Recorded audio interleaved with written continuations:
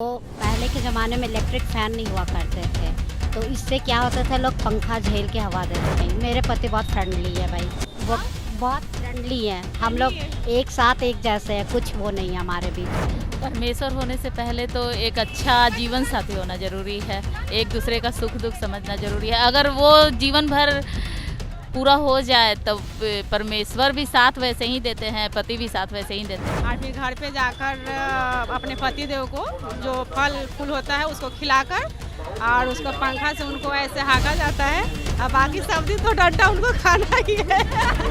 पहले मन में ठानी, फिर वचन के द्वारा कहा, अब वह दीर्घायु हो वह अल्पायु, निर्गुण हो या गुणवान, निर्धन हो या धनवान, बर का वरण एक बार किया है, दोबारा नहीं करूंगी।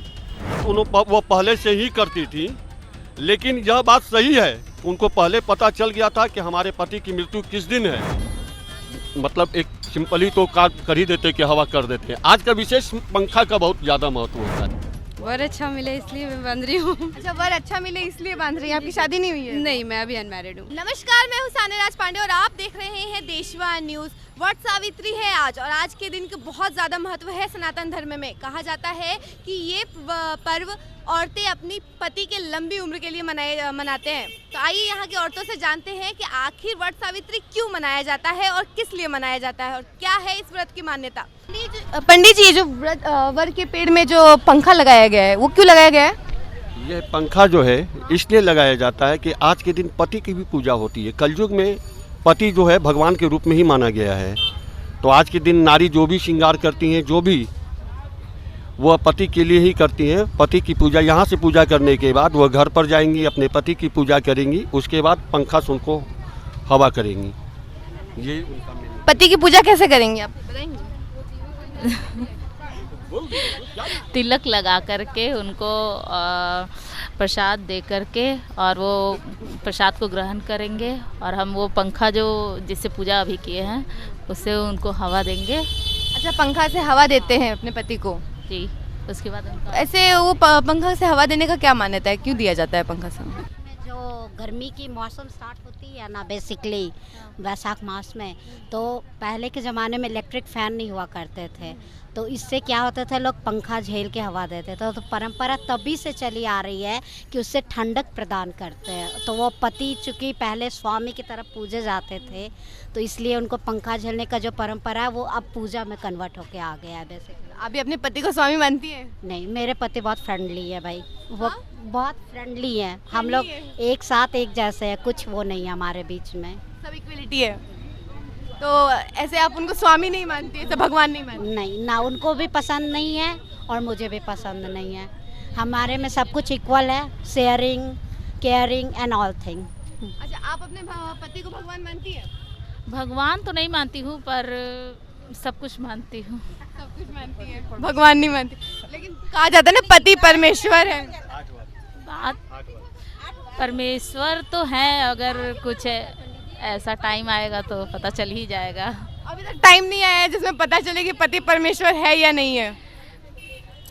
परमेश्वर होने से पहले तो एक अच्छा जीवन साथी होना जरूरी है, एक दूसरे का सुख दुख समझना जरूरी है। अगर वो जीवन भर पूरा हो जाए तो परमेश्वर भी साथ वैसे ही देते हैं, पति भी साथ वैसे ही देते हैं। वैसे आप पति को परमेश्वर मानती हैं कि नहीं? जी, भगवान मानती है अपने पति को? आपके हर सुख दुख में साथ रहते हैं? हम रहते हैं। आप बताइए, कैसे वट सावित्री की पूजा आप कैसे करेंगे?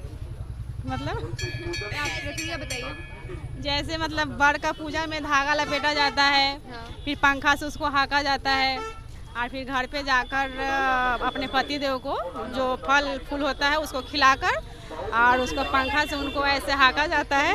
और बाकी सब दिन तो डंडा उनको खाना ही है। अच्छा, पति डंडे भी खाते हैं? तो कहा जाता है जैसे पति परमेश्वर है। हवा तो बोला जाता है ना कि एक दिन हवा खाइए पंखा से, बाकी दिन डंडा खाते रहिए।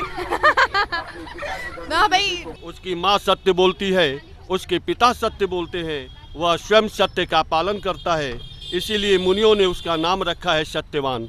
उसे घोड़े बहुत पसंद हैं, वह नित्य मिट्टी के घोड़े बनाया करता है, इसलिए प्यार से उसे चित्रासु भी कहते हैं।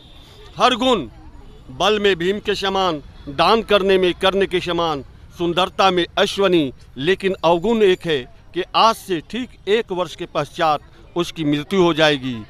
यह सुनकर सावित्री कहती है कि हे महाराज, इस लड़की जो है एक बार अपने मन में जो ठान ले, पहले मन में ठानी फिर वचन के द्वारा कहा, अब वह दीर्घायु हो वह अल्पायु, निर्गुण हो या गुणवान, निर्धन हो या धनवान, वर का वरण एक बार किया है, दोबारा नहीं करूँगी। शुभ मुहूर्त में कन्या का विवाह हुआ।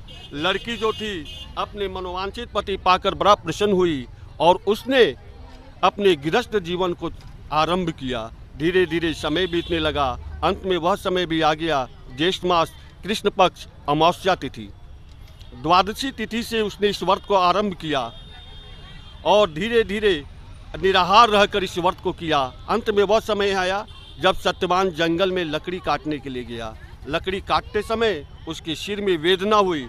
उसने कहा कि हे सावित्री, सिर की पीड़ा मुझे दुख दे रही है, मैं क्षणिक तुम्हारे गोद में विश्राम करना चाहता हूँ। कि सावित्री जो है सूर्य के समान उदित होते हुए पुरुष को देखती है, बोलती है आप कौन? वे बोले मैं सूर्यपुत्र धर्मराज हूँ, सामीप में पड़े हुए तुम्हारे पति की आयु समाप्त हो गई है, लेकिन इसे यमदूत नहीं ले जा सकते थे, मुझे आना पड़ा क्योंकि यह परम धार्मिक सत्य वचन बोलने वाला है। तो अब लौट जाओ, क्योंकि इस मार्ग पर वही आते हैं जिनकी आयु समाप्त हो जाती है। लेकिन सावित्री क्या कहती है कि हे सूर्यपुत्र, इस पृथ्वी पर हर प्राणी के लिए कहीं न कहीं कोई न कोई स्थान है। वर अच्छा मिले इसलिए मैं बंध रही हूँ। अच्छा, वर अच्छा मिले इसलिए बांध रही हैं। आपकी शादी नहीं हुई है? नहीं, मैं अभी अनमैरिड हूँ। तो जैसा कि अभी पंडित जी ने भी कहा कि अनमैरिड लड़कियां पूजा नहीं करती हैं, तो इस पर आप क्या कहना चाहेंगे? नहीं, करती तो हैं, मैं बहुतों को देखी हूँ करती हैं। तो आप अच्छे पति के लिए ऐसे वट सावित्री की पूजा करती हैं? जी। तो आप भी ऐसे पूरा दिन भर फास्ट रहेंगी? जी, शाम में फल वगैरह अपना खा लिया। अच्छा, प्यारी लग रही है। Thank you. अच्छा, आप इतनी तैयार हुई हैं, आपकी चूड़ियाँ भी काफ़ी अच्छी लग रही हैं। थैंक तो यू। इसका रीज़न? बस ऐसे ही शौक है और बड़ी पूजा है बस इसलिए। अच्छा, व्रत पूजा आप कैसे करेंगे? फास्ट करेंगे, फलाहारी करेंगे। आप भी पूरे दिन भर ऐसे फास्ट रहने वाली हैं, क्योंकि ऐसा कहा जा रहा है कि ऐसे खा लेते हैं कुछ औरतें। नहीं, पर जैसे खा सकते हैं अगर तबीयत ठीक ना रहे तो, पर अब जब हम स्ट्रांग है तो हम क्यों खा सकते हैं। अच्छा, रात में आप फलाहार करके सो जाएंगे फिर? पूरा दिन भर आप ऐसे ऐसे पति की, जैसे बोला जा रहा है कि नहीं, पति की कामना के लिए ऐसे उनकी सेवा वगैरह करते हैं, तो आप भी ऐसे करने वाली है?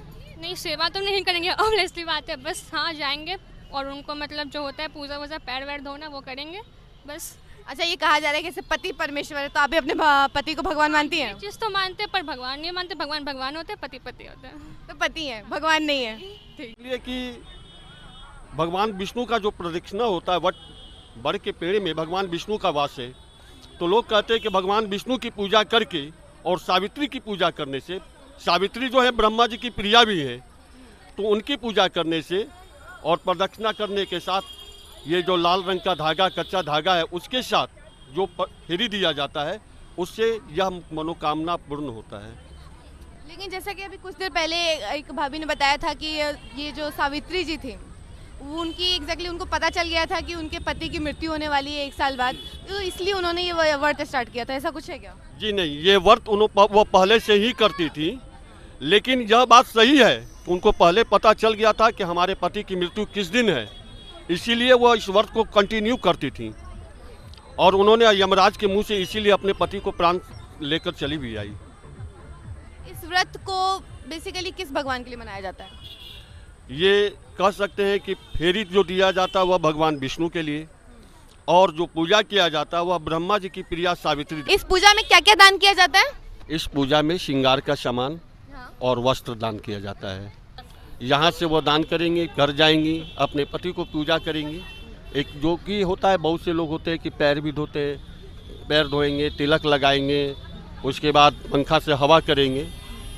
बहुत से लोग होते हैं जो कि मतलब एक सिंपली तो कर ही देते कि हवा कर देते हैं। आज का विशेष पंखा का बहुत ज़्यादा महत्व होता है, तो आज के दिन नारी इसीलिए यह व्रत को करती है। बैठे बहू आयल हथिन करे। अच्छा, बहू को पूजा करवाने आई हैं, तो आपको इस बारे में क्या क्या पता है? वट सावित्री क्यों मनाया जाता है, किस लिए मनाया जाता है? कोई करने के लिए। तो आपने कभी नहीं किया है वट सावित्री पूजा? अपनी बस बहू कर रही है आपकी? बहू बेटी सब कर रहा था हम ना। अच्छा, हम कहियो न कहियो।